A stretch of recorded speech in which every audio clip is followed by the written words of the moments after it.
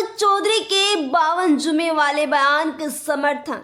प्रयागराज महाकुंभ में वायरल हुई साध्वी हर्षा रुचारिया ने कहा कि महाकुंभ से उनकी जिंदगी पूरी तरह से बदल गई है।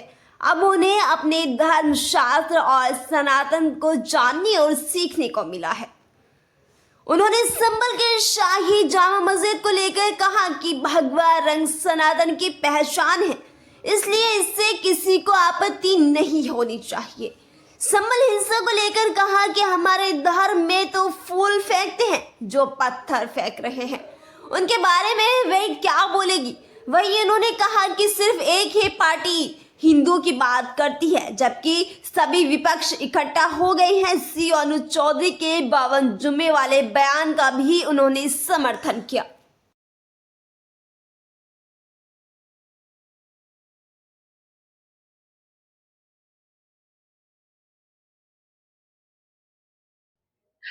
महाकुंभ में देखिए, हम सिर्फ हमेशा ना बुरे को देख सकते हैं ना अच्छे को देख सकते हैं, लेकिन हाँ, जिंदगी में जो भी कुछ होता है, मेरी जो जिंदगी रही है महाकुंभ के दौरान, वो बहुत उतार चढ़ाव वाली रही है।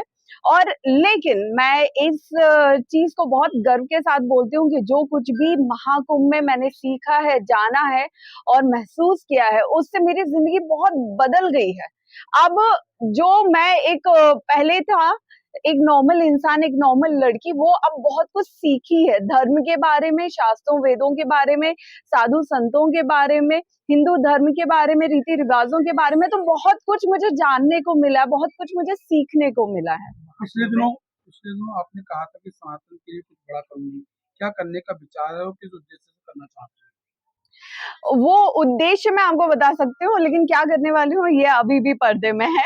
और उद्देश्य उसका सिर्फ यही है कि जो मैं बार बार अपनी हर बात में ये जिक्र करती हूँ कि भाई आने वाले टाइम में हमें युवाओं को धर्म से जोड़ना है, युवाओं को संस्कृति से जोड़ना है। तो मेरा उद्देश्य हमेशा वही है और वही आगे भी रहेगा कि मैं कोई भी काम करती हूँ तो वो युवाओं के हित में हो, वो धर्म के हित में हो और वो हमारी संस्कृति के हित में हो।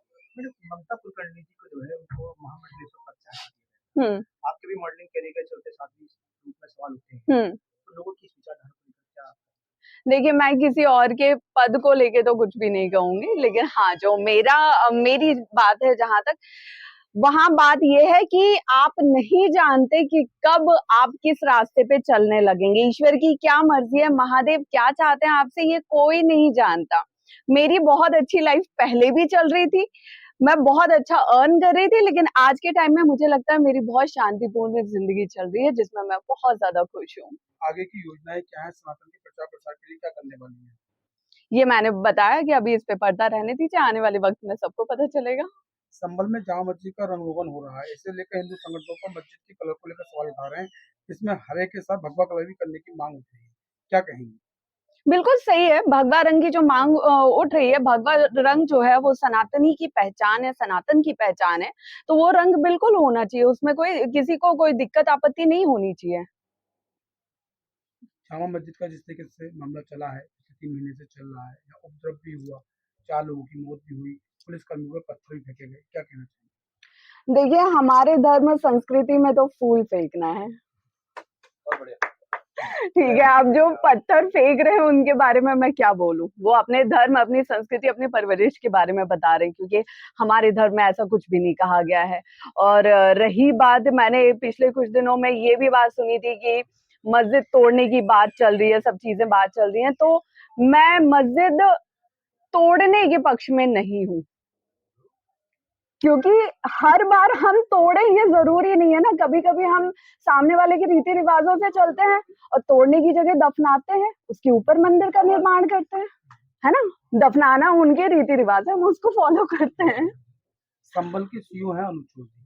उन्होंने होली के पहले ये कहा था कि साल में 52 बार जुम्मे आते हैं, होली साल में एक बार आती है। इस बात को लेकर के बहुत ज्यादा ट्रोल हुए, तरह तरह की प्रतिक्रियाएं देते हुए मेरी हिंदू समुदाय के लोगों ने उनका समर्थन किया। वहीं सपा के रामगोपाल यादव और कांग्रेस के अजय राय ने कहा कि हमारी सरकार आएगी तो हम इन्हें जेल भेजेंगे। मायावती ने भी उनके ऊपर टिप्पणी की, क्या कहें? देखिए, अभी मैं किसी राजनीतिक पार्टी के बारे में नहीं बात करूंगी। जो पार्टी जब हिंदुओं के खिलाफ दंगे होते हैं, उन्हें जिंदा जलाया जाता है, उन्हें कार के नीचे कुचला जाता है, उनकी ट्रेनों को जलाया जाता है, तब कोई पार्टी बात नहीं करती है। आज सिर्फ इस देश में एक ही पार्टी है जो हिंदुओं के पक्ष में बात कर रही है, जो हिंदुओं की बात रख रही है। तो बाकी सब इकट्ठे हो गए हैं उनके विपक्ष में, तो ये तो गलत है ना। आज जहां पे बात हो रही है, और जो भैया हैं अनूप चौधरी भैया, जो सीईओ हैं यहाँ के संभल के, आज उन्होंने जो बात कही है वो कहीं से कहीं तक गलत नहीं थी। वो बिल्कुल एक फैक्ट उन्होंने रखा था कि होली साल में एक ही बार आती है। जुमा फ्राइडे जो है, शुक्रवार जो है, वो साल में 52 बार आता है। तो इसमें दिक्कत क्या है? इसमें आपत्ति जैसा कुछ था ही नहीं इस स्टेटमेंट में। जो सच्चाई है उन्होंने सच्चाई रखी है। अब सच्चाई सुन के भी अगर कोई बिल्कुल फड़फड़ा उठा है तो इसमें क्या कर सकते हैं। अखिलेश यादव ने भी महाकुंभ को लेकर के सवाल काफी उठाए थे, कई बार उन्होंने सरकार को घेरने की कोशिश की थी, क्या कहेंगे? उनका काम ही है घेरना। देखिए, उनका एक बयान मैंने वो भी सुना कि संगम की नोज पे अकबर का किला है, हमें वो लौटा दो। अकबर अपनी छाती पे बांध के लाया था क्या इस देश में किला? नहीं लाया था। इस देश का जो है ना, वो मुगलों ने आके हड़पा है और उसको हड़प के अपना बनाया है। तो हम अपनी चीजें वापस ले रहे हैं, वो कौन सा किला वापस मांग रहे हैं? आखिरी सवाल, देश में इस बार सनातन की लहर गूंज रही है। आप भी कहीं ना कहीं सनातन को लेकर ज्यादा एक्टिव हैं। भविष्य में सनातन को लेकर किस तरह की योजनाएं आपकी रहेंगी? देखिए, मेरी जो भी योजनाएं रहेंगी वो ये रहेंगी कि भविष्य में आगे चल के भी मैं मेरे सभी भाइयों के साथ से, पूरी मातृशक्ति के साथ से, हम सब मिलके एक ऐसे कल का निर्माण करें जहां पे सनातन धर्म की बात हो, जहां पे सनातन संस्कृति की बात हो, जहां हमारी आने वाली पीढ़ी भी ना हमारे धर्म और संस्कृति को गहराई से जाने। इस एक ऐसे कल का हम सबको मिलके निर्माण करना है। या आज संभल में पाई है जो विवादित धर्म स्थल है, जिसको जामा मस्जिद नाम हरिहर मंदिर कहा जाता है, क्या वहां भी जाने की आपकी योजना है? देखिए, अगर महादेव ने वहां जाना मेरा लिखा होगा तो अभी मैं पहुंच जाऊंगी। 40 साल के बाद संभल में कार्तिकेय महादेव मंदिर के कपाट खुले हैं। 1978 में यहाँ दंगे हुए थे, कई हिंदू समुदाय के लोगों का नरसंहार हुआ था। योगी जी ने भी उसको लेकर के विधानसभा में सवाल उठाए थे। क्या आप उस मंदिर के दर्शन करेंगी और 1978 दंगे पर क्या कहना है आपका? मुझे लगता है कि मैं खुद को भाग्यशाली, सौभाग्यशाली मानूंगी कि अगर मुझे उस मंदिर के दर्शन मिल जाए। लेकिन मुझे जहां तक खबर है कि उस मंदिर के दर्शन किसी को भी अभी नहीं होने दे रहे हैं, तो मैं कोशिश करूंगी, हो जाएंगे तो बहुत अच्छे है। लोग जा रहे हैं, वहाँ पे जा रहे हैं। ओके, तो मैं बिल्कुल फिर तो जाऊंगी वहां पे। और ये देखिए ना, जो बात आपने अभी बोली है वही बात मैंने अभी थोड़ी देर पहले। साध्वी जी, आप संभल यहाँ पहुंची हैं। संभल आने का सबसे पहले अपना प्रयोजन बताएं, क्यों यहाँ पर आई हैं और यहाँ कहाँ कहाँ जाएंगी? देखिए, मैं संभल आई हूँ और मैंने कोई बहुत बड़ी प्लानिंग नहीं की थी। मैंने सिर्फ विचार किया था कि मैं संभल जाती हूँ, वहां पे जो हमारे सनातनी परिवार हैं, भाई बहन हैं, उनसे मुलाकात करते हैं। और उसके साथ साथ यहाँ पे जो इतने तीर्थ हैं जो हमें अब पता चल रहे हैं, बहुत से लोग हैं जिन्हें अब भी संभल के बारे में नहीं पता है, तो उनको हम जानकारी उन तक पहुंचाएं कि संभल क्या है, कहाँ है।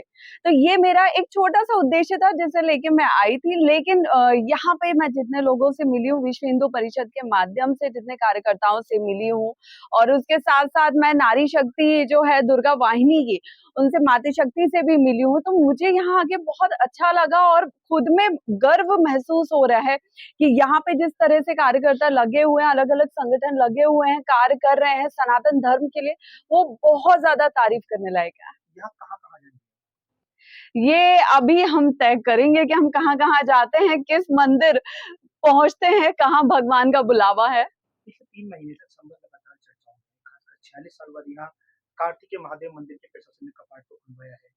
यहाँ सनातन की जो चीजें विलुप्त हो गई थी, तमाम तीर्थ स्थलों की प्रशासन ने खोज की है।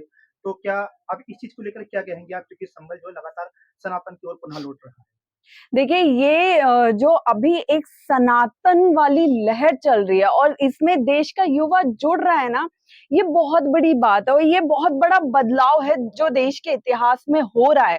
तो इस बदलाव का हिस्सा सबको बनना चाहिए, जो जैसे बन सकता है, जो अपने बच्चों को इससे जोड़ सकता है। और संभल का जो इतिहास है मुझे भी धीरे धीरे पता चल रहा है। मैं भी उस इतिहास को ढूंढने, खोजने और जानने निकली हूँ, जो मुझे सबके माध्यम से पता चल रहा है।